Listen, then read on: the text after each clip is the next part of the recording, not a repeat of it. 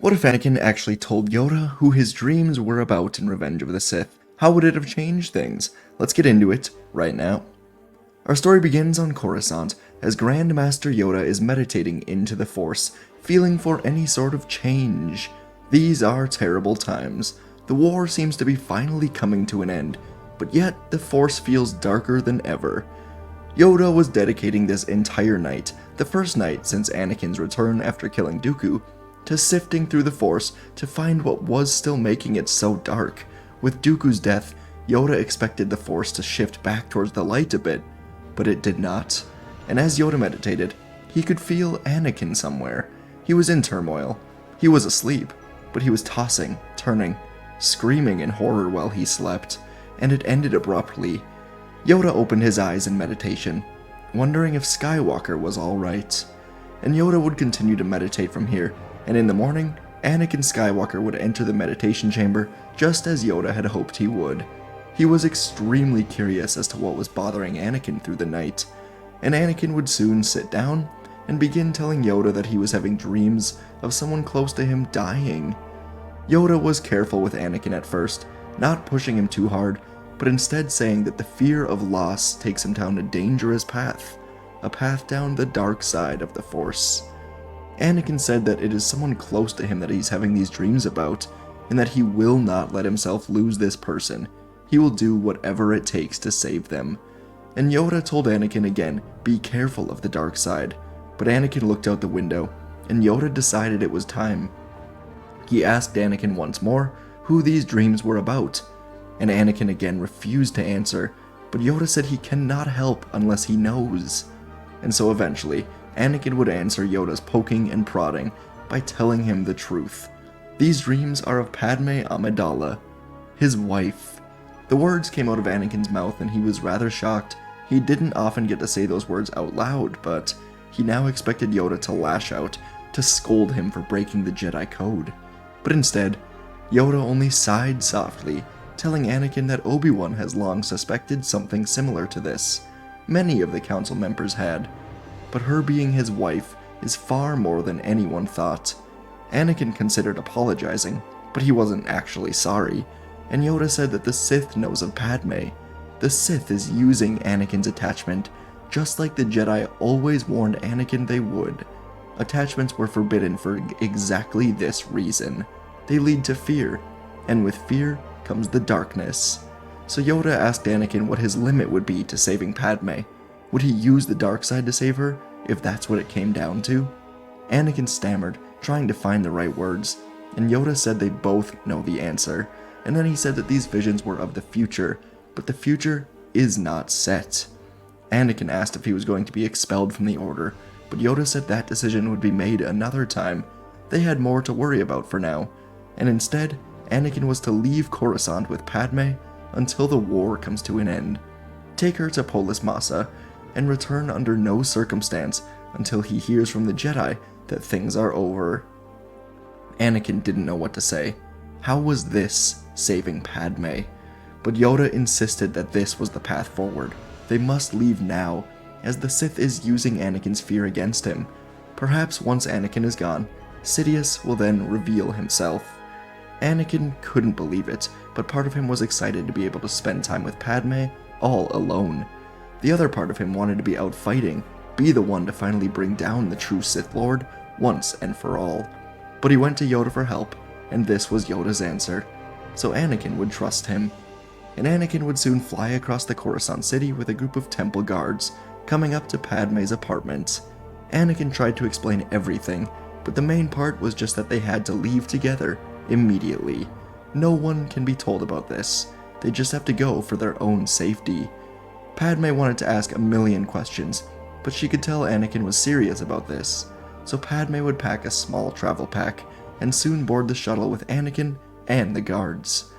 They would take the two of them back down to the temple, where a Jedi ship was waiting for them, and at the bottom, near the temple, Yoda and Obi-Wan were waiting as well. Obi-Wan sarcastically greeted them as husband and wife with a small smile.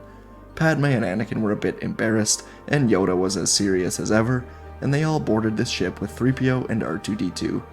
They would soon rise up and take off into hyperspace for Polis Massa. Obi-Wan looked to Yoda on the ground, saying he has a bad feeling about this, and Yoda simply went back to the temple. As soon as Anakin revealed that the dreams were of Padme, Yoda had feared the worst. If there was even a chance that the Sith were exploiting this attachment, then it was best to sever him from Anakin. Palpatine would not be informed of this trip, so he was rather angry when he called Anakin up to his office with no response. The Jedi soon said that he was away on top secret Jedi business, but if the Chancellor needs anything, he can just speak to the Council. Palpatine did not like this. He had plans to put Anakin on the Council, to give him more nightmares, to tell him of Plagueis, tell him of the Jedi plot to kill him, and soon bring Anakin to his side. This was an annoying loss, and a rather good chess move by the Jedi, but all was not yet lost. He would connect with Anakin, give him more nightmares wherever he may be. Anakin will have no choice but to return to him. And so, over the next few days, the war on Coruscant would continue on without Anakin or Padme. The two of them were staples in the Senate and in the Jedi Order, so without them, things were definitely strange, but the galaxy had to continue forward. For the Jedi, the battles of Megiddo, Cato Nemoidia, Felucia, and other crucial battles were going well. Yoda was soon off to Kashyyyk, and the hunt for Grievous was on. On Polis Massa, Anakin and Padme were having a really good time together. It was their first real vacation since they fell in love and got married, and although Polis Massa wasn't exactly luxury, they were safe and alone.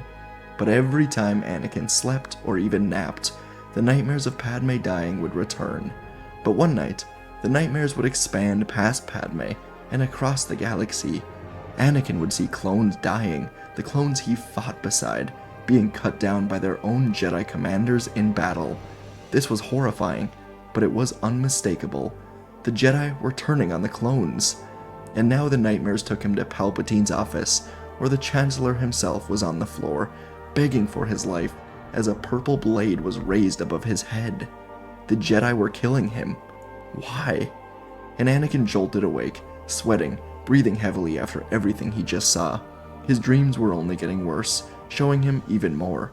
First it was Padme dying, but with her, the Republic falls. The Jedi turn on the clones, killing them suddenly, and then they kill the Chancellor himself. How was this possible? Anakin did not understand, but he knew one thing for sure. He couldn't just sit here and wait for everything to calm down. He has to return and help Palpatine. It is the Jedi who will stand in the way of peace. He has seen it. Of course, Anakin was not thinking straight at all, but he got up and began running to the ship. He left a small note for Padme to say goodbye, but that was it. He had to go. This was urgent. He ran through Polis Massa, noticing it was weirdly empty of the workers, and Anakin ran aboard his ship. The ramp closed behind him, and Anakin began getting ready to take off. It was no wonder Yoda and the Jedi wanted him off Coruscant. They were going to turn on Palpatine. But as he tried to start the ship, he noticed that the control switch was completely missing. Someone took it. Padme. The previous evening, Padme had communicated with Obi-Wan, who said that he could feel in the Force that Anakin was in danger. Maybe not immediate physical danger, but somehow the Sith were inside his head, and they would not be going away. So Obi-Wan had given Padme a set of very clear instructions, while Yoda had spoken to the people of Polis Massa, telling them to evacuate, shut down all communications. They did this while Padme removed and hid the control switch to their ship. Anakin would not be going anywhere without it, and now, as Padme slept, Anakin returned to the room and woke her up. Anakin asked Padme what was going on, and if she put the control switch somewhere. Padme did not answer, and Anakin said that he must leave and return to Coruscant. The galaxy is in danger, and it is the Jedi who are truly evil. Padme, of course, could not believe what she was hearing. Now she was fully awake. She told Anakin that he was lost, confused, and he hasn't had real sleep since these dreams started. And Anakin said that these dreams show him the truth. He must go. But Padme said that she could not let him. She hid the control key, and had no intention of giving it back. She was trusting the judgment of Kenobi and Yoda, as she could see that Anakin was not truly himself. Anakin couldn't believe this. So this was the plan? The Jedi send him away, and his own wife turns against him. Anakin began pacing the room, and he demanded to know where this control key was. But Padme stood firm on her stance that Anakin was not himself. She could not tell him where it was. So Anakin frustratedly ran off into the communications room, trying to reach the Chancellor, but even the comms were completely down, and none of the Polis Massa workers were anywhere to be found. Everything around him was a plot to keep him here, to keep him away from the Jedi and from Palpatine. And as Anakin ran back into the room to talk to Padme, she was gone. She had to be in on it. In reality, Padme was hiding in the facility. She was beginning to fear what Anakin might do if she does not help him. She hated this feeling of fearing Anakin, but right now he was not himself. She had the control key with her, not hidden somewhere, so if Anakin got to her, she would need to hold on to it. For a long time, Padme would be hidden as Anakin ran through the facility, asking her to come back to him, help him bring peace to the Republic. His voice was frantic, his eyes red from lack of sleep, and he was just going crazy. On Coruscant, Palpatine could feel Anakin. Wherever he was, it wouldn't be long before he returns here to join him in the dark side of the Force. Together, they will rule as Sith in their eternal empire. Throughout the galaxy at this time, many battles were nearing their ends on Megiddo, Kashyyyk, Fallujah, Nemoidia, and many others, but most importantly, Utapau. The Jedi had found Grievous, and Obi-Wan Kenobi was there, right now, taking him down once and for all. And once he does, the Jedi will be coming for him. Palpatine hoped Anakin was on his way. And on Polis Massa, Anakin searched and searched for Padme. This facility was rather large, but he eventually would find her, hiding behind a group of shut-down medical droids. Anakin begged her to give him the key, to come with him, save the galaxy. But Padme just kept saying that he was not being himself. Anakin insisted this is who he is supposed to be. Only he knows the truth about the Jedi. They're going to turn on the Republic.